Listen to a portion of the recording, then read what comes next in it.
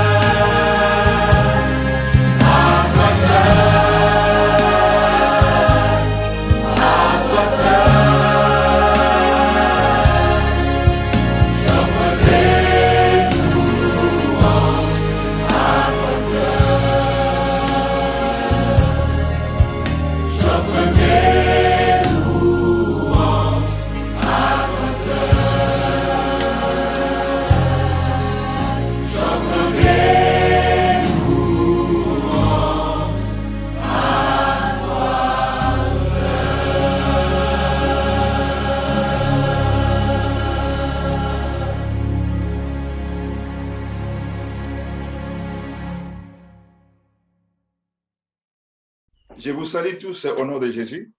Amen. Et nous sommes tous, je crois, dans la joie ce matin de nous retrouver encore dans la piscine des Siloué. Que tout le monde m'écoute bien? Oui, très bien. Oui, ça va. Tout le monde me voit bien? Très bien. Oui, je vois bien. Gloire à Dieu. Ça va. Donc, tu as encore bien fait ce Très matin. bien. Déjà, nous avons tous béni Dieu. C'est Dieu qui nous a accordé la grâce de se lever ce matin et d'être là.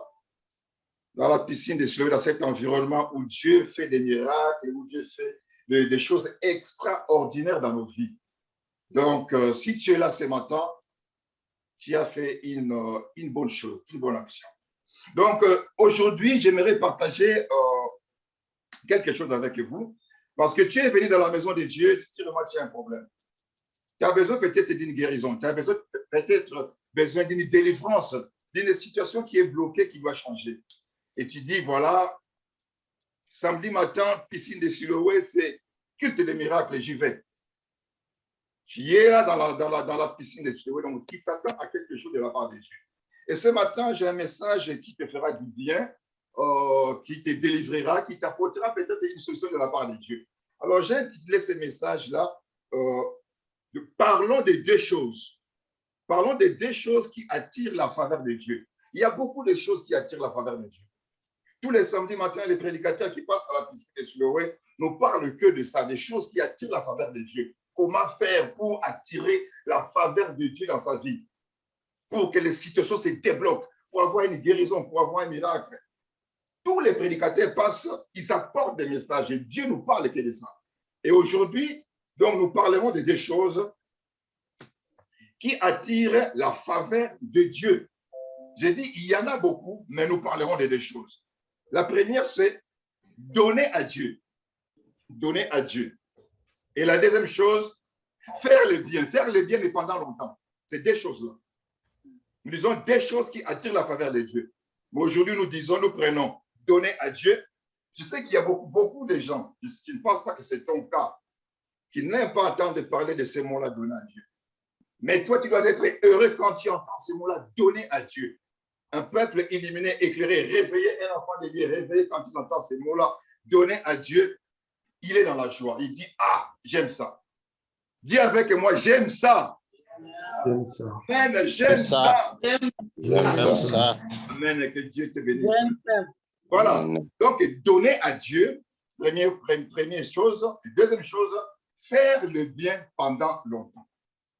Alors, nous allons prendre la première chose, donner à Dieu. Nous allons voir ça dans les livres de Malachie. Ces textes, c'est connu de tous. Même les païens connaissent ça. C'est là où ça a même créé beaucoup de doctrines. Nous allons lire dans le livre, nous allons prendre nos Bibles. Allez dans le livre de Malachie. Malachie chapitre 3. Commençons à partir du verset 7 à 11. Vous êtes avec moi? Donc, la Bible dit ceci. Ça, c'est Dieu qui parle. Depuis le temps de vos pères, vous êtes écartés de mes ordonnances. Vous ne les avez point observées. Revenez à moi et je reviendrai à vous, dit l'Éternel des armées. Et vous dites, en quoi devons-nous revenir? Un homme me trompe-t-il Dieu, car vous me trompez. Et vous dites, en quoi t'avons-nous trompé? Dans les dîmes et les offrandes, vous êtes frappés par la malédiction et vous me trompez, la nation tout entière. Ça, c'est toujours Dieu qui parle. Il dit maintenant, apportez à la maison du trésor toutes les dîmes, afin qu'il y ait de la nourriture dans ma maison. Mettez-moi de la sorte à l'épreuve, dit l'Éternel des armées, si je ne répands pas sur vous la bénédiction en abondance. Et pour vous, je menacerai celui qui dévore, et il ne vous détruira pas les fruits de la terre, et la vie ne sera pas stérile dans vos campagnes, dit l'Éternel des armées. Arrêtons-nous là. Ça, c'est Dieu lui-même qui fait un constat. C'est Dieu. C'est Dieu lui-même qui fait un constat, c'est Dieu qui parle. Il dit ceci. Donc ici, Dieu fait remarquer à son peuple, ce peuple est frappé par la malédiction, en disant ces textes. Le peuple est frappé par la malédiction. Mais maintenant, la cause, et Dieu maintenant est en train de leur expliquer la cause. Il dit une chose. Depuis un bon moment, depuis le temps de vos pères, vous vous êtes écartés de mes ordonnances. Donc, il y a une ordonnance qui parlait de quelque chose. Mais vos pères se sont écartés de cette ordonnance-là. Et vous aussi, vous avez suivi la même chose. Vous avez suivi le chemin de vos pères. Vous aussi, vous êtes écartés de cette ordonnance. Donc, Dieu dit ceci. Vous me trompez. C'est-à-dire, il y a un mensonge. Dieu n'a même pas dit que voilà, vous ne pratiquez pas. Il a dit, vous me trompez. Donc, vos pères me trompaient, vous aussi, vous avez suivi comme vos pères, vous me trompez. Et maintenant, il dit, vous me trompez en quoi? Vous me trompez par vos dîmes et vos offrandes. Voilà pourquoi vous êtes frappés par la malédiction. Peut-être que vous ne savez pas pourquoi cette malédiction était en vous. Les portes étaient fermées, il y avait des blocages, il y avait des maladies, aucune situation ne marchait. Vous posez la question, mais qu'est-ce qui se passe? Et Dieu a répondu ces jours-là, vous êtes frappés par la malédiction parce que vous êtes écartés des mes ordonnances. Il dit comment? Je vais vous le dire. Mais vous me trompez dans les dîmes et les offrandes. Dieu parle de tromperie. Il dit un peuple trompeur. Dans la tromperie, on voit les mensonges dedans. Quelqu'un qui trompe, donc il ment. Donc il y a les mensonges dedans. Dieu ne dit pas que voilà, vous ne payez pas vos dîmes, mais vous ne donnez pas vos offrandes. Mais Dieu dit plutôt, vous me trompez. C'est-à-dire quelqu'un qui trompe, c'est-à-dire la personne le donne quand même peut-être sa dîme, mais il trompe. Il donne, mais il ne donne pas bien. Il y a une tromperie. La personne ne paye sa dîme, il ne paye pas bien. Il donne des offrandes, mais il ne donne pas bien. Il ne donne pas les offrandes que Dieu attend d'elle, de cette personne-là. C'est ce que Dieu a voulu faire comprendre à ce peuple-là. Donc, il y avait une ordonnance stipulant que vous devez payer les dîmes, donner des offrandes depuis. Mais le peuple de Dieu s'est détourné de cette ordonnance-là, Et voilà, les portes étaient fermées. Il y a eu la malédiction au milieu d'eux. Amen. Amen. Amen. Amen. Nous Amen. continuons.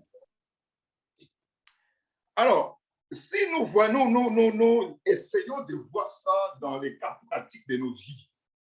Aujourd'hui, quand on parle de la dîme, il y a des doctrines qui naissent. Il y a beaucoup de doctrines. D'autres disent qu'il faut donner, d'autres disent qu'il ne faut pas donner, les uns disent donne, les autres disent ne donne pas. Mais nous croyons à ça. Parce que depuis notre père Abraham avait payé sa dîme. Parce qu'aujourd'hui, certaines personnes, certains disent, voilà, la dîme, c'est la loi mosaïque. Non, la dîme avait commencé avant Moïse. Parce qu'Abraham, même notre grand-père, père, avait payé sa dîme à Melchisedec. Amen. Amen. Donc, si quelqu'un te dit, voilà, la dîme, c'est la loi mosaïque, qu'est-ce qui s'est passé? Il se trompera. Enfin, lui, c'est la Genèse. Qu'il aille voir. Notre père Abraham, notre grand-père Abraham n'avait pas donné sa dîme. Avant même que Moïse est venu des générations après. Donc, voilà un constat que Dieu a fait. Il y a des blocages dans ta vie. Tout marche mal. Tu essaies de t'en sortir dans une situation, mais tu es bloqué. Il y a une maladie peut-être héréditaire. Cette maladie ne quitte pas votre famille. Tu es aussi victime de ça. Peut-être que tu as fini des études, mais dans votre lignée, par exemple, dans votre famille, que tu finisses des études, tu fasses de hautes études, mais au niveau professionnel, dans les marchés d'emploi, tu n'arrives pas à trouver un emploi. Il y a vraiment des blocages dans ta vie. Il y a des situations qui ne marchent pas. Tu es arrivé au bout. Mais aujourd'hui, Dieu te dit, revois un peu ces domaines-là. Dieu maintenant est venu pour ces deux cas-là qui attirent la faveur de Dieu. Dieu te rappelle, ça c'est un rappel que Dieu fait au peuple de Dieu. Et c'est un rappel. Revoyez un peu cette ordonnance-là. Est-ce que vous les appliquez bien? Est-ce que tu appliques bien cette ordonnance-là? Vous en êtes écarté, vous êtes écarté de cette ordonnance. Voilà pourquoi vous êtes frappé. Regarde ta vie, parce qu'aujourd'hui, nous parlons, Dieu est venu nous reparler, nous réveiller sur donner. Dites Amen. Je vais écouter vos Amen. Amen. Amen. Amen. Amen. Amen. Amen. Voilà, donc Dieu maintenant parle de la tromperie. Vous me trompez. Est-ce qu'on peut tromper quelqu'un dans les offrandes? On peut tromper Dieu dans les offrandes? Parce que très souvent, les offrandes, c'est volontaire. Nous venons à la maison de Dieu. Nous venons à l'église. Nous donnons des offrandes. C'est une libéralité. Tu donnes selon ton cœur, selon que tu as rêvé dans ton cœur. Mais Dieu dit, vous me trompez même dans les offrandes.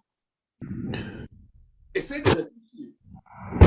Voyons bibliquement le cas d'une femme qui avait donné 2 pièces, je crois, d'argent à l'époque de Jésus. Et écoutons ce que Jésus avait dit. J'avais noté ce verset. J'avais noté juste ce matin. Voilà. Je l'ai pris dans Marc. Je vois dans Marc que je l'avais noté, ce verset. Je vais le trouver. La femme qui a donné à Dieu, l'offrande de la veuve. Marc chapitre 12, verset 41. Voilà. Nous pouvons lire ça. Marc chapitre 12, à partir du verset 41. Écoutez ce que Jésus dit. Jésus s'étant assis vis-à-vis du trône, regardez comment la foule y mettait de l'argent. Plusieurs riches mettaient beaucoup. Plusieurs riches mettaient beaucoup. Les riches mettaient beaucoup. 42. Il vint aussi une pauvre veuve et elle y mit 2 pièces, faisant un quart de sou. Alors Jésus, ayant appelé ses disciples, leur dit, je vous l'ai dit en vérité, cette pauvre veuve a donné plus qu'aucun de ceux qui ont mis dans le tronc. Car tous ont mis de leur superflu. Mais la dame, la pauvre veuve, elle a mis de son nécessaire. Donc, c'est tout ce qu'il avait dans son épargne. Elle a mis de son nécessaire, tout ce qu'elle possédait, tout ce qu'elle avait pour vivre, tout ce qu'elle avait pour vivre. Donc, cette femme-là, une femme veuve, elle dépend de qui? Elle n'avait pas de mari. Elle gagnait difficilement sa vie. C'est ce contexte-là. Elle menait une vie difficile, de veuve, et elle n'avait pas de ressources. Mais elle avait juste dans son épargne 2 pièces d'argent. Je ne sais pas si c'est l'équivalent de combien d'euros aujourd'hui ou de francs aujourd'hui, mais 2 pièces. Comprenons que c'est vraiment petit. Parce que Jésus a dit qu'il y avait des riches là-bas qui mettaient beaucoup. Mais par rapport à leur épargne, à leur richesse, à leur fortune, Jésus avait dit rien. Ils n'ont presque rien mis. Amen. Il a dit la pauvre femme, là, la veuve là, qui a mis 2 pièces, elle a mis beaucoup plus que les riches là, qui ont mis de leur superflu. Aujourd'hui, vous prenez un milliardaire comme Bill Gates. S'il met sa main dans la poche, il dit pour tel organisme, je donne 1 million de dons à tel organisme. Bien aimé, toi qui écouteras ça, tu diras, ah, il a donné beaucoup. Mais ce n'est que d'ici, c'est comme 1 euro pour un milliardaire. Quand il donne un don là, c'est comme 1 euro. Mais si un riche comme le Bill Gates là disait, bon, je donne 98% de ma fortune à Dieu. Ah, voilà une bonne offrande. Et je dis, voilà, je donne 98% de ma fortune à Dieu et je laisse ma vie entre les mains de Dieu, que Dieu dirige ma vie. Et vous verrez, Dieu dit, vous verrez, si je n'ouvre pas les écrits de ce pour vous. C'est le cas de cette femme qui a mis juste les 2 pièces. Il dit, il donne tout. Elle s'abandonne entre les mains de Dieu. Elle ne sait pas qu'est-ce qui viendra demain. Tout ce que j'avais dans mon épargne, je donne à Dieu. Le reste, ma vie dépend de Dieu. Donc, cette femme avait compris ce verset qui dit, ne vous inquiétez de rien de ce que vous mangerez. Ne vous inquiétez de rien de ce que vous serez vêtus. Les oiseaux du ciel ne travaillent même pas, les oiseaux du ciel ne travaillent pas, les oiseaux. Mais ils mangent tous les jours. À combien plus forte raison, toi, homme ou femme, créé à l'image de Dieu, tu souffrais que Dieu abandonnerait? Non. Cette femme avait compris ça. Il a dit, non, Dieu pourvoira. Mais 2 pièces-là serviront peut-être à l'avancement des vies de Dieu. Demain appartient à Dieu. Dieu pourvoira. Voilà une offrande que Dieu a créée. Et Dieu avait vu ça dans son peuple Israël, que ces gens-là m'ont trompé Dieu même dans leurs offrandes. Et c'est ton cas ou pas, mon frère, ma soeur, qui m'écoute ce matin?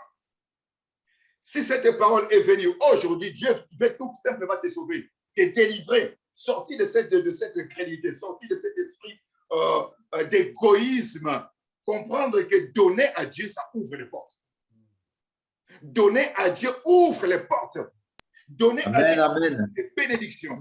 Car Dieu lui-même dit, chrétien des cieux et de la terre, Dieu dit, revenez à moi. Parce que Dieu demande maintenant à ce peuple une réparation, réparer quelque chose que vous avez détruit. Réparer cette relation entre vous et moi. Revenez. Donc, Dieu demande à son peuple juste de réparer cette situation. C'est pourquoi il parle de revenir à lui. Quand vous revenez à moi, moi aussi, je revenais vers vous. Donc, pour le moment, je ne suis pas avec vous. Mais revenez à moi. C'est ce que Dieu disait. Revenez à moi. Reviens à moi. Reviens à Dieu, mon frère. Tu as écouté des enseignements erronés. Tu es perdu. Tu dis, il a donné, payer la dîme, c'est pour enrichir les serviteurs et les hommes de Dieu. Ah non, moi, je ne paye pas. Ah, moi, ma dîme, je suis en Europe, ma dîme, je l'envoie en Afrique chez mon pasteur là qui m'avait. Non. Je parle maintenant du contexte du ministère apostolique d'impact. La maison dans laquelle Dieu t'a placé. Dans cette maison, c'est une famille où il y a un père. Et il y a un père spirituel, c'est un seul, il n'y en a pas 10. Tu as un impact, ton père spirituel, c'est ton leader principal. Notre leader principal est passé à la clé.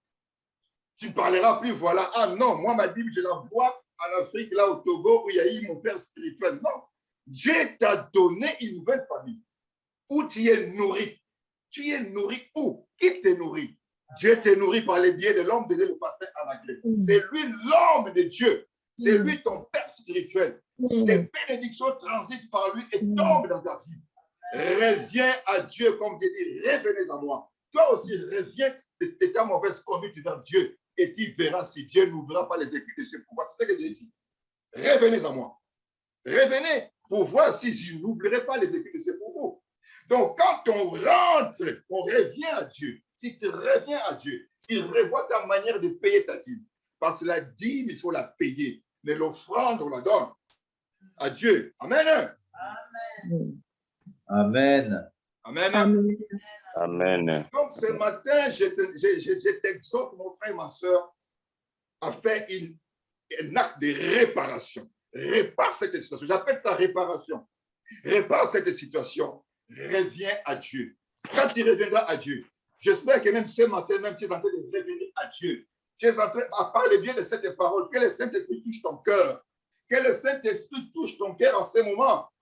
Que tu reviennes à Dieu, afin de bénéficier de la bénédiction que Dieu est en train de libérer aujourd'hui. Mon frère, ma soeur, ne passe pas à côté. Ne passe pas à côté d'une bénédiction qui est là aujourd'hui, à la piscine de Siloé. Reviens à Dieu. Reviens à Dieu. Que cette parole te libère. La Bible dit, Dieu envoie sa parole. C'est la parole de Dieu qui délivre. Cette parole est venue vers toi pour te délivrer. Dieu ne souhaite pas que tu puisses mourir avec cette déviation. Et Dieu est venu par cette parole pour te sauver, afin que les portes s'ouvrent aujourd'hui, que les blocages t'attendent, que la malédiction parte et que tu sois béni. Dieu dit, mettez-moi de sorte à l'épreuve et vous verrez si je n'ouvrirai pas les écrits de ces pour vous. Dites Amen. Amen. Alors nous voulons tous que les écrits de ces s'ouvrent pour nous. Quand Dieu dit, j'ouvrirai les écrits de ces pour vous, il parle de beaucoup de bénédictions. Quand Dieu ouvre les cieux, il y a beaucoup de bénédictions. Tu attends une délivrance, la délivrance sera là. Tu attends une guérison d'une maladie incurable, la guérison sera là. Une maladie héréditaire, Dieu t'a dit, il t'a sorti de cette famille-là, il t'a donné une nouvelle famille. Tu es impact. En impact, il n'y a pas de maladie héréditaire. Héréditaire qui? Tu es impact, tu es fils d'Anaclé. Donc, nous héritons la grâce de la maison impact qui nous couvre, qui nous sécurise. Donc, ta maladie héréditaire doit partir. Tu dois oublier ça. Reviens à Dieu. Revenir. Amen. Revenir à Dieu. Pour voir si Dieu n'ouvrira pas les écrits de ce pour toi. Si cette maladie ne partira pas. Si ce blocage ne partira pas. Si tu ne trouveras pas un bon job. Toi qui as des diplômes universitaires. Toi qui as des diplômes de grandes études, de grandes écoles. Amen. Hein? Amen. Amen. Revenir à Dieu. Revenir à Dieu. Revenir à Dieu. Aujourd'hui, des fois, la Bible dit Jésus était assis, regardez comment les gens donnaient les offrandes. Parlons des offrandes. Notre pasteur parle des fois, il fait ça en rigolant, mais c'est quelque chose de sérieux. Il dit, des fois, il dit, je vais aussi faire comme Jésus, je vais m'asseoir à côté, regardez comment vous donnez les offrandes. Je vais vous dire une chose, c'est peut-être un conseil. Je vois certains parents à l'église, ils envoient des petits enfants avec des petites pièces là. Moi, j'appelle ça des offrandes débarras. C'est-à-dire, on veut rendre ses poches légères. On dit ça dérange. On donne ces petites pièces-là aux enfants. Allez mettre ça dans les paniers d'offrandes. Et réfléchissons. Les offrandes, on donne à Dieu pour l'avancement des buts de Dieu. On ne donne pas à quelqu'un. Je parle de l'Église, dans le contexte de notre communauté. Les offrandes, on donne à Dieu. Réfléchis. C'est Dieu-là, ce matin, qui a renouvelé ton souffle de Dieu, qui a combattu pour toi la nuit pendant que nous dormions, les démons, et le Dieu a combattu pour nous tous. Et nous sommes debout là ce matin en bonne santé parce que Dieu l'a voulu. Amen. Et je vais à la maison de Dieu sans préparer une offrande pour mon Dieu. La Bible même nous dit, on ne va pas à la maison de Dieu main libre. Il faut apporter quelque chose. Mais aujourd'hui, les chrétiens, moi j'ai dit, les chrétiens se moquent des fois de Dieu. Et quand tu vas à l'église, par exemple, tu donnes une offrande d'une pièce qui est gênée dans tes poches. Et des fois, tu trouves gênant que toi, mais tu passes devant pour la déposer dans les corbeilles. Tu les donnes à tes petits-enfants. Et tu crois vraiment que cette offrande plaira à Dieu. Parce que Jésus était là en train de regarder dans le panier ce qu'il donnait. Il a vu que cette femme-là avait donné beaucoup. Qui connaît nos épargnes? Qui connaît nos vrais salaires si ce n'est que Dieu? Nous pouvons tromper l'homme de Dieu, nous pouvons tromper les pasteurs. Mais qui connaît nos salaires? Qui connaît nos épargnes si ce n'est que Dieu? J'aimerais bien que tu réfléchisses. Je dis bien, Dieu connaît tes épargnes. Dieu connaît tes salaires. Tous tes revenus, Dieu connaît. Et si Dieu connaît ça, quelle offrande, mon frère, ma soeur, tu donnes à Dieu de temps en temps? Et c'est une offrande raisonnable à donner à Dieu? Ou bien, point d'interrogation, réfléchis. Amen. Je vais vous donner, vous allez voir l'exemple de Ananias et Saphira. On ne parle pas de la dîme, mais dans l'église primitive, ils ont bâti un système. Quand vous lisez la Bible dans le livre des Actes, les croyants de cette première église, ils mettaient tout en commun. Tout ce qu'ils gagnaient, ils mettaient ça en commun. C'est-à-dire que chacun amène son salaire, nous mettons tout ça ensemble. Et maintenant, il fallait maintenant les apôtres s'occuper de ça, des sommes reçues pour essayer de résoudre les problèmes de tout un chacun. C'est-à-dire distribuer ça par rapport aux besoins de tout un chacun. Même si moi, King, je gagne 2000 €, j'amène les 2000 € à l'église. Mais si mes besoins du mois, par exemple, ne sont que de 200 €, on me donnera 200 €. Les 1800 là servira pour les autres. Donc, c'était ce système-là qui avait été bâti à l'église primitive. Et Ananias et Saphira, ce couple-là, ont amené le mensonge. Souvenez-vous, Dieu avait dit, vous me mentez, vous me trompez. Ananias et Saphira. Voyons ça dans le livre des Actes, chapitre 5. Voyons les livres des Actes des Apôtres. Nous allons lire ça. Actes des Apôtres, chapitre 5, à partir du verset 1. Est-ce que quelqu'un me suit? Oui. Oui. Amen. Amen. Amen. Amen. Actes chapitre 5, à partir du verset 1. Mais un homme nommé Ananias, avec Saphira sa femme, vendit une propriété et retint une partie du prix, sa femme le sachant. Puis il apporta les restes et les déposa aux pieds des apôtres. Verset 3. Pierre lui dit, Ananias, c'est pourquoi Satan a-t-il rempli ton cœur au point que tu mentes, mensonge. Tu mentes ton cœur au point que tu mentes au Saint-Esprit et que tu aies retenu une partie du prix du champ. Je disais tout à l'heure, qui connaît nos épargnes si ce n'est que Dieu? Ces couples-là ont vendu leurs champs. Les montants, c'est eux-mêmes qui connaissaient avec Dieu.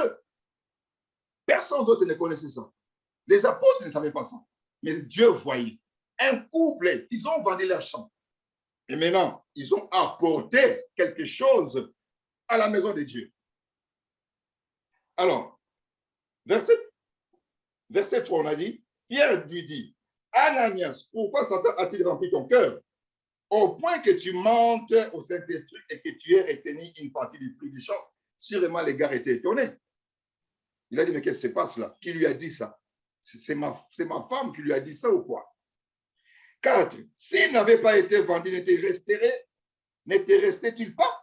Et après qu'il a été vendu, les prix n'étaient-ils pas à ta disposition? Comment as-tu pu mettre à ton cœur un pareil dessein? Ce n'est pas à des hommes, ce n'est pas à des hommes que tu as menti, mais à Dieu. Ananias, entendant ces paroles, tomba et expira. Donc il mourra. Il mourra. Une grande crainte saisit tous les auditeurs. Les jeunes gens s'étant levés, l'enveloppèrent, l'emportèrent et l'ensevelirent, l'ont enterré. 7. Environ 3 heures plus tard, sa femme entra sans savoir ce qui était arrivé. Pierre lui adressa la parole. Dis-moi, est-ce à un tel prix que vous avez vendu les champs? Oui, répondit-elle, elle aussi a menti. C'est à ce prix-là. Verset 9. Alors Pierre lui dit, comment vous vous êtes accordé pour tenter l'Esprit du Seigneur? Voici, ceux qui ont enseveli ton mari sont à la porte et ils t'emporteront. Au même instant, elle tomba au pied de la porte et expira. Les jeunes gens étant entrés, la trouvèrent morte. Ils l'emportèrent et l'ensevelirent auprès de son mari. Une grande crainte s'empara de toute l'assemblée et de tous ceux qui apprirent ces choses. Voilà quand on trompe Dieu. Voilà quand on est animé par un esprit de mensonge. Quand on revient à la livre de Malachie qui avait dit, vous me trompez dans les dîmes et dans les offrandes. Ces couples devaient offrir, parce que c'était un système qu'on avait bâti à l'époque à l'église primitive. Mais ils ont voulu cacher une partie de l'argent après avoir vendu une propriété. Ils n'étaient que là que tous les deux, monsieur et madame. Mais qui avait vu Dieu? Dieu voit nos épargnes. Dieu voit tout. Dieu connaît ton salaire. Dieu connaît nos salaires à tous. On peut mentir au pasteur, mais on ne mentira jamais à Dieu. Amen. Et ces couples-là, Dieu les avait tués le même jour. Mais toi qui continues à mentir, toi qui continues à mentir au Saint-Esprit, Dieu voit tout. Amen. Du haut des cieux, Dieu voit toutes les actions des humains. Dieu voit tout. Rien n'est caché devant Dieu. Quand on complote dans les secrets, on complote hommes et femmes dans votre chambre, vous complotez, mais il y a un témoin, c'est Dieu. Il voit tout. Amen. Pourquoi vous avez menti? Alors ce matin, Dieu veut que tu sortes de ces mensonges. Tu sortes de ces mensonges. Arrête de tromper le Saint-Esprit. Arrête de tromper Dieu. Ça fait un bon moment que tu fais ça. La dîme, on paye la dîme et la dîme, c'est 10% qu'on donne à Dieu de son salaire. Mais depuis longtemps, tu donnes ce qui te convient. Tu ne donnes même pas 5%. Tu ne donnes même pas 2%. Mon frère, ma soeur, reviens à Dieu. C'est que Dieu te dit aujourd'hui, reviens à Dieu. Il y a une porte devant toi qui doit s'ouvrir. Mais Dieu te dit, reviens. Reviens, réparer. On paye la dîme, on donne les offrandes. On paye la dîme, c'est 10%. Le peuple d'Israël donnait, payait leurs dîmes selon leur convenance. Et Dieu avait trouvé qu'il y avait un mensonge. Il avait arrêté la bénédiction. Et ces peuples souffraient. Ils étaient dans la malédiction. Les portes étaient fermées. Les situations bloquées. Je ne sais pas quelle situation tu vis aujourd'hui, mon frère, ma soeur. Mais c'est que Dieu te demande de revenir. Revenir à Dieu. Revenir à Dieu. Regarde ta situation comme nous sommes en train de le dire là. Regarde ta situation. Ne tombe pas dans cette situation comme Ananias et Saphira. Continue à mentir. Amen. Amen. Amen. Amen. Amen. Amen. Amen. Nous continuons. Donc, nous prenons maintenant le deuxième point. On parlera des 2 points. Premier point, c'était donner. Hein? Nous parlons de 2 choses qui attirent la faveur de Dieu. Nous avons parlé des données, nous avons parlé de la dîme et de l'offrande. Maintenant, prenons le deuxième point. Faire le bien. Faire le bien, mais faire le bien pendant longtemps. Amen. Amen. Ne te fatigue pas à faire le bien, mais faire le bien pendant longtemps. Que nous dit le livre de Galates? Galates chapitre 6, verset 10. Lisons un peu le livre de Galates. Le livre de Galates, lisons Galates chapitre 6, verset 10. Galates chapitre 6, verset 10. C'est ça. Je suis où là? Voilà. Ainsi donc, commençons à partir du verset 9. Galates chapitre 6, à partir du verset 9. Ne nous lassons pas de faire le bien, car nous moissonnerons au temps convenable si nous ne nous relâchons pas. C'est merveilleux. Ainsi donc, pendant que nous en avons l'occasion, pratiquons les biens envers tous et surtout envers les frères à la fois. Mais au 9, on dit, ne nous lassons pas de faire des biens. Donc, continuons à faire des biens. Faire les biens pendant longtemps. Tant que Christ n'est pas revenu, continuons à faire les biens. La Bible même nous dit d'aimer nos ennemis, de faire du bien à ceux qui nous font du mal, de faire du bien même à nos ennemis. Alors maintenant, ce verset nous dit, ne nous lassons pas à faire du bien. Continuons à faire du bien. Amen. Mais j'aimerais quand même, nous voyons dans la Bible quelques exemples. Faire du bien, mais dans beaucoup de domaines. Comment faire du bien peut attirer la faveur de Dieu? Parce que Dieu du haut des cieux voit tout. Il voit tout. Il observe toutes les actions des humains. La Bible nous parle de cette femme qu'on appelle Dorcas ou Tabitha.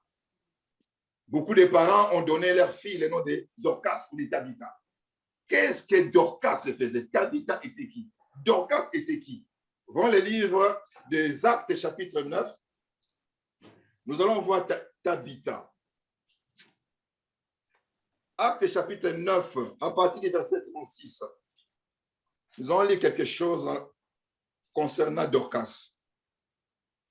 Actes chapitre 9, à partir du verset 36. La Bible dit ceci. Il y avait à Joppé, parmi les disciples, une femme nommée Tabitha, ce qui signifie Dorcas. Amen. Elle faisait beaucoup de bonnes œuvres et d'aumônes. Voilà ce qui arriva maintenant à cette femme. Verset 37. Elle tomba malade en ce temps-là. Elle tomba malade. Elle tomba malade en ce temps-là et mourut. Après l'avoir lavée, on la déposa dans une chambre haute. Comme Lyde est près de Joppé, les disciples ayant appris que Pierre s'y trouvait, envoyèrent 2 hommes vers lui pour les prier de venir chez eux sans tarder. Pierre se leva et partit avec ses hommes. Lorsqu'il fut arrivé, on le conduisit dans la chambre haute. Toutes les veuves l'entouraient en pleurant. Donc, entouraient maintenant Pierre qui venait d'arriver. Toutes les veuves l'entouraient en pleurant et lui montrèrent, voilà, et lui montrèrent les tuniques et les vêtements que faisait Dorcas pendant qu'elle était avec elle. Amen. Amen. C'est important. Donc, il lui montrait les tuniques et les vêtements que faisait Dorcas pendant qu'elle était avec elle. Pierre fit sortir tout le monde, s'est mis à genoux et pria, puis se tourna vers le corps, il dit, Tabitha, lève-toi. Elle ouvrit les yeux et ayant vu Pierre, elle s'assit. Il lui donna la main et la fit lever. Il appela ensuite les 100 et le veuve et la leur présenta vivante. Cela fut connu de tout Joppé et beaucoup crient au Seigneur. Amen. Amen. Faire des biens pendant longtemps. Dorcas, c'était une femme qui faisait des tuniques. Il faisait ça, des tuniques, des robes pour des veuves à son temps. Si on dit qu'elle était une femme généreuse parce qu'elle offrait ça. Et quand elle est morte, elle faisait tellement de bonnes œuvres. Quand elle est décédée, ils ont dit non, non, non, non. Toute la famille était en pleurs. Ils ont appelé Pierre. Ils ont appelé Pierre. Quand Pierre est arrivé, ils ont dit quoi? Ils ont juste montré à Pierre, témoigner du bien de cette femme. C'est une femme qui faisait du bien, qui a rendu beaucoup de services. Regarde ce qu'il faisait pour nous. Regarde toutes ces tuniques. Regarde toutes ces robes. C'est elle. Et maintenant, ce n'est pas là. Il y a un vide. Dieu n'oublie jamais les bienfaits, mon frère, ma soeur. Amen. Et la preuve, nous avons dit, faire le bien pendant longtemps, faire du bien attire. Ça attire la bénédiction, ça attire la faveur de Dieu. Voilà Dorcas qui a été ressuscité. Dieu l'a ressuscité par les biens des pierres. Pourquoi? Les biens qu'elle faisait, monter, tous ces biens-là, ces biens fait crier devant Dieu. Et Dieu s'en est souvenu. Et Dieu l'a délivré par, disons, Dieu l'a ressuscité de cette mort-là. Dieu l'a encore remis en vie au milieu de cette famille qui avait encore besoin d'elle. Amen. Amen. Dorcas et Tabitha. Nous pouvons encore voir l'histoire du centenaire romain que tout le monde connaît. Les centenaires romains dont les serviteurs étaient malades. Nous allons lire encore quelque chose. C'est dans le livre de Luc, chapitre 7. Bon, l'histoire du centenaire romain. Luc, chapitre 7, à partir du verset 1. Prenons ça dans le livre de Luc. Les centenaires romains. Les centenaires romains, Luc, chapitre 7, à partir du verset 1. La Bible dit ceci. Après avoir achevé tous ses discours devant les peuples qui l'écoutaient, Jésus entra dans Capernaum. Un centenier avait un serviteur auquel il était très attaché et qui était malade sur le point de mourir. Ayant entendu parler de Jésus, il lui envoya quelques anciens des Juifs pour les prier de venir guérir son serviteur. Ils arrivèrent auprès de Jésus et lui adressèrent d'instantes supplications, disant, il mérite, écoutez bien cette phrase, verset 4 là, il mérite, ils dirent à Jésus, il mérite que tu lui accordes cela. Pourquoi? Car il aime notre nation et c'est lui qui a bâti notre synagogue. Vous voyez un peu ça? Les centenaires romains, c'était un païen, mais qui craignait Dieu, qui connaissait les dieux d'Israël, il craignait ces dieux-là. Au point que ce centenier a bâti, donc a construit une synagogue pour Dieu. Il a construit un bâtiment, une église pour Dieu. Mais c'est un païen. Voilà le peuple, les enfants de Dieu ont témoigné du bien de cet homme. Ils ont dit à Jésus, il mérite que tu lui accordes cela. Il demande la guérison de son serviteur. Franchement, il mérite que tu lui accordes cela. Cet homme, c'est un homme de bien. Il fait beaucoup de bien dans notre monde à nous. C'est lui qui a bâti, qui a construit ces synagogues-là. Et la Bible dit, Jésus, étant allé avec eux, n'était guère éloigné de la maison quand les centeniers envoyaient des amis pour lui dire, Seigneur, ne prends pas tant de peine car je ne suis pas digne que tu entres sous mon toit. C'est aussi pour cela que je ne suis pas cru. Je ne me suis pas cru digne d'aller en personne vers toi. Pour quand on lit la suite, bon, continuons. Car moi qui suis soumis à des supérieurs, j'ai des soldats sous mes ordres, et je dis à l'un, va, et il va. Lorsque Jésus entendit ces paroles, il admira les centeniers. Et se tournant vers la foule qui les suivait, il dit, je vous l'ai dit, même en Israël, je n'ai trouvé aucune grande foi. De retour à la maison, les gens envoyés par les centeniers, voilà, trouvèrent guéris les serviteurs qui avaient été malades. Jésus a guéri. Pierre, Dieu a guéri, a ressuscité Dorcas qui faisait du bien par le biais de l'apôtre Pierre. Les centeniers romains à l'époque de Jésus-Christ, ces centeniers, un païen, mais ils croyaient au Dieu des Juifs.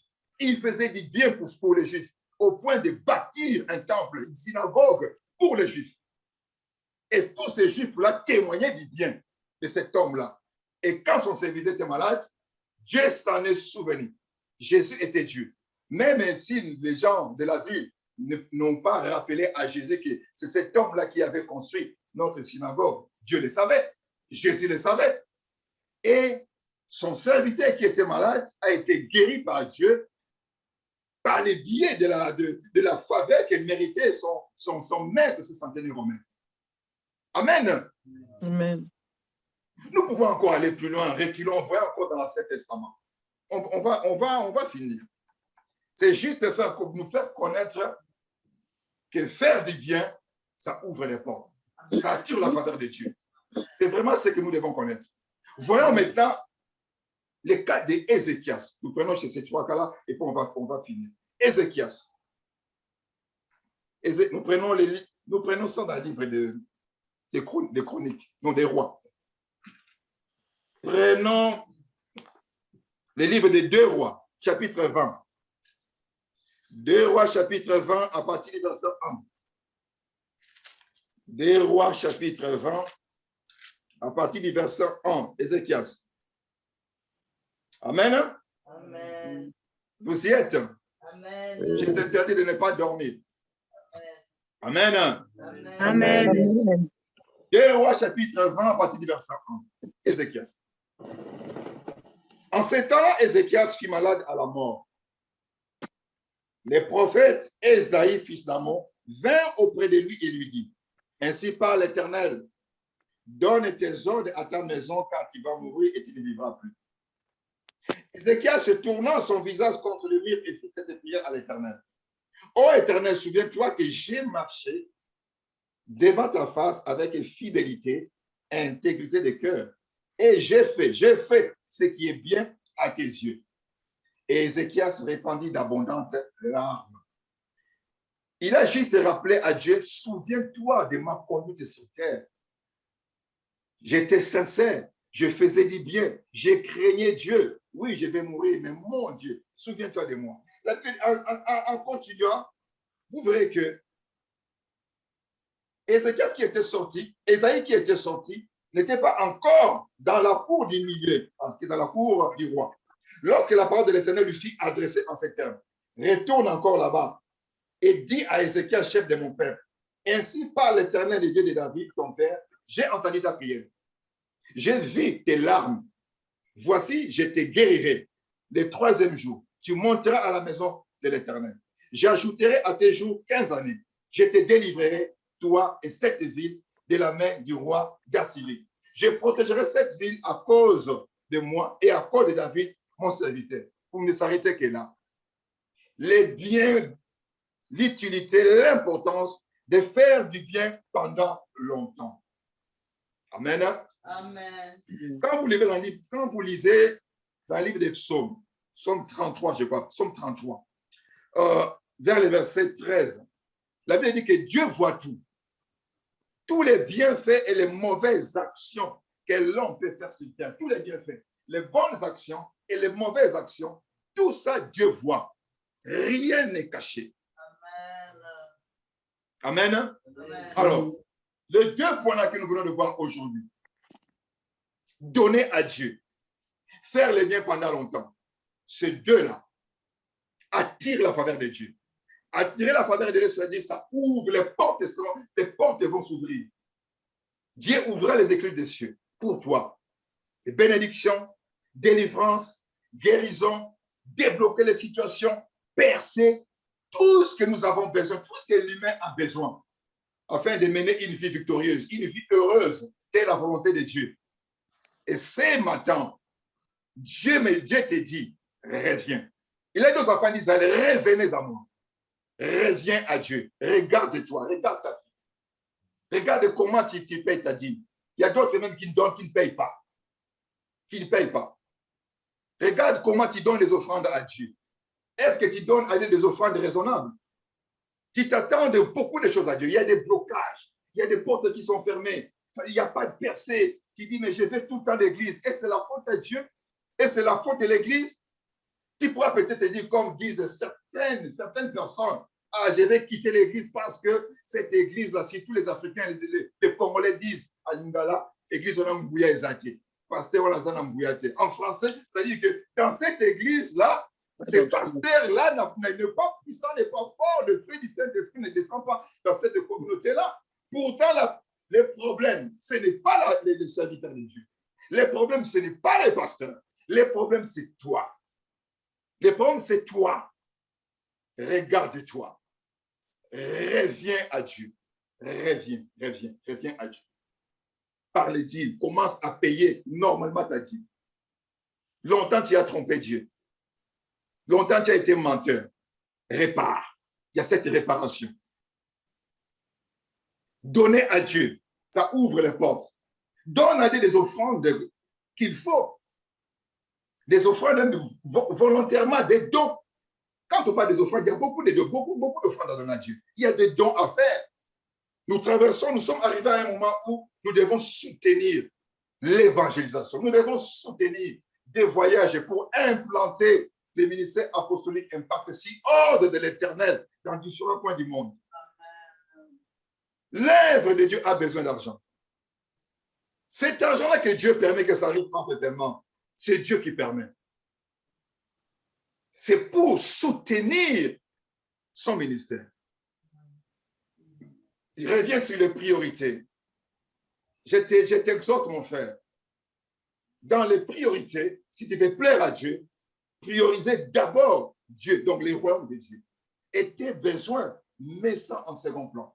Et tu verras comment Dieu ouvre les portes. Donc, souvenez-vous de Dorcas, souvenez-vous du centenaire romain, souvenez-vous d'Ézéchias. Ce sont des biens qu'ils ont faits et ces biens-là devant l'Éternel. C'était vraiment un mur devant Dieu. Quand Dieu regardait, c'était un mur de souvenirs. Quand il dit, dis mon Dieu, souviens-toi de moi. Dieu regarde dans ces murs de souvenirs si tu es là. Si tu es là, Dieu descend. Amen. Il faut que Dieu te voie, tu vois toutes tes actions là dans ces murs de souvenirs. Amen. Amen. Amen. Amen. Amen. Sans nous mettre debout, nous allons prier. Alléluia, gloire à Dieu. Nous allons nous mettre debout, nous allons prier. Là où tu es, après avoir écouté cette parole, remets ta vie entre les mains de Dieu. Si tu veux pleurer, si tu veux te repentir, si tu veux demander à Dieu, mon Dieu, je n'ai donné pas assez. J'ai donné la dîme, j'ai donné 1%. Aujourd'hui, j'ai écouté ta parole, pardonne-moi, je reviens. Dieu dit, revenez. Aujourd'hui, je reviens. Fais cette prière-là libre, que tout un chacun fasse une prière libre par rapport à ce que le Saint-Esprit t'a convaincu aujourd'hui en écoutant la parole de Dieu. Élevons tous nos voix et prions. Dieu de gloire, je te bénis. Éternel, je te rends grâce encore. Seigneur Dieu Père, merci pour cette parole que tu nous as envoyée pour nous parler encore, Seigneur Dieu. Merci car tu as encore un amour pour nous, Seigneur Père. Ta faveur et ta grâce et ta bonté. Nous voulons pour ta parole de toi, Seigneur Dieu Père. Je reviens vers toi. Ça nous fait du bien, éternel. Reçois béni, éternel.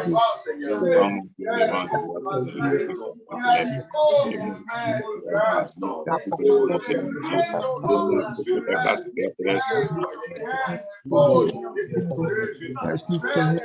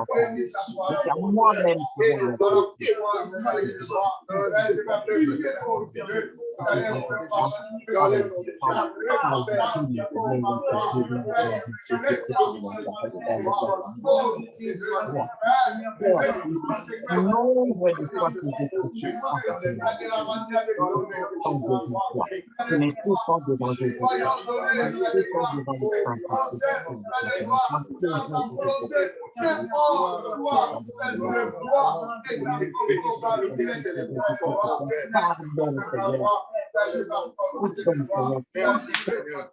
Merci pour Dieu. Amen. Maintenant, regarde ta vie. Regarde tous les domaines de ta vie. Regarde quel domaine de ta vie est en souffrance en ce moment. Quel domaine? Domaine financier? Domaine de couple? Ton mariage souffre? Toi, jeune fille, jeune garçon, quel domaine de ta vie souffre? Tu as un diplôme et tu n'arrives pas à trouver un boulot, un job. Quel domaine dans ta vie est en souffrance? Crie vers Dieu. Demande la grâce, la faveur, la miséricorde de ce matin dans ta vie. Que cette situation puisse te débloquer aujourd'hui. Toi qui t'es repenti, toi qui as écouté le son de la voix de Dieu. Quel domaine de ta vie est en souffrance? Quel domaine de ta vie est en blocage? Remets ça entre les mains de Dieu. Prions tous. Oh Seigneur, grâce à ce que vous avez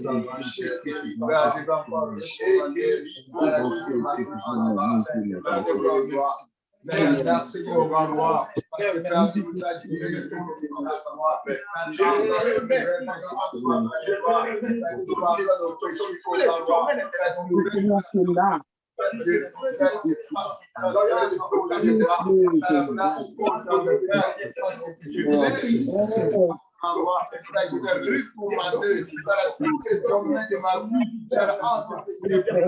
Oh, God, Dieu, nous guéris parce que la puissance de Dieu, oh, God, wow. C'est parce que nous sommes guéris, oh, God, wow. Père, guéris de nos esprits. Oh mon Dieu, ça de tout ce qui dérange au Barois, tous les domaines de l'État, dans le domaine de la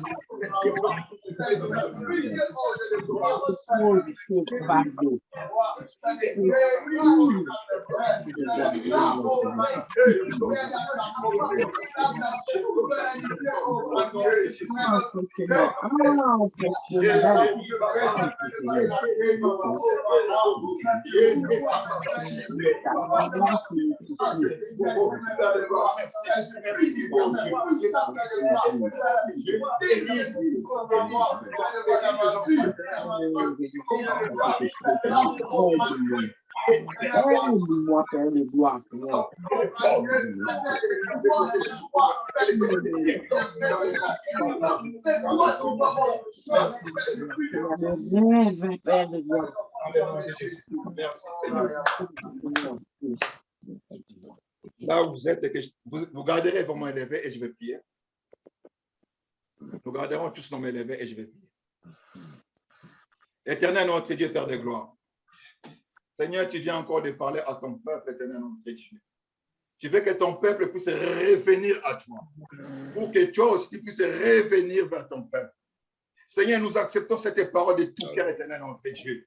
Pour notre délivrance, pour notre paix, Père de gloire, nous acceptons cette parole de tout cœur et la puissance éternelle, notre Dieu, qui accompagne cette parole, qui afin de briser dans le cœur de nous tous, de tous les sangs, briser toutes les formes d'incrédulité dans le nom puissant de Jésus-Christ. Au nom de Jésus. Je prie ce matin, je demande éternel, notre Dieu, une guérison.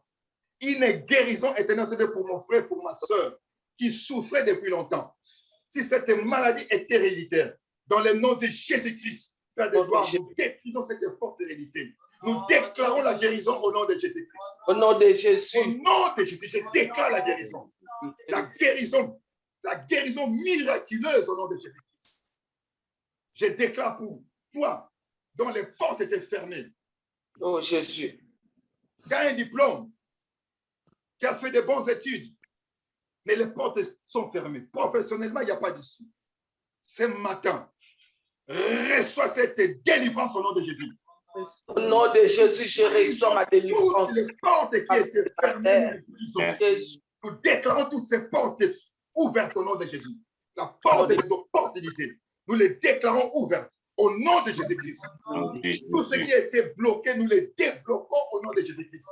Et nous déclarons, éternel notre Dieu, une victoire, une réussite, un succès total dans la vie de ton peuple, dans tous les domaines au nom de Jésus. Dans les domaines financiers, dans les domaines de couple, les domaines de famille, Père de gloire, nous déclarons, éternel notre Dieu, que toutes les situations sont débloquées au nom puissant de Jésus-Christ. Reçois, oh Dieu, reçois l'adoration, Père.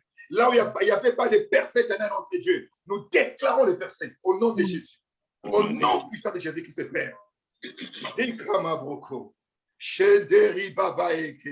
Père de gloire, merci. Merci pour toutes les portes qui s'ouvrent. Merci pour la guérison qui prend place. Amen. Merci d'avoir ôté la malédiction qui pesait dans la vie de mon frère, dans la vie de ma soeur. Au nom de Jésus-Christ. Au nom de Jésus. La puissance de Dieu.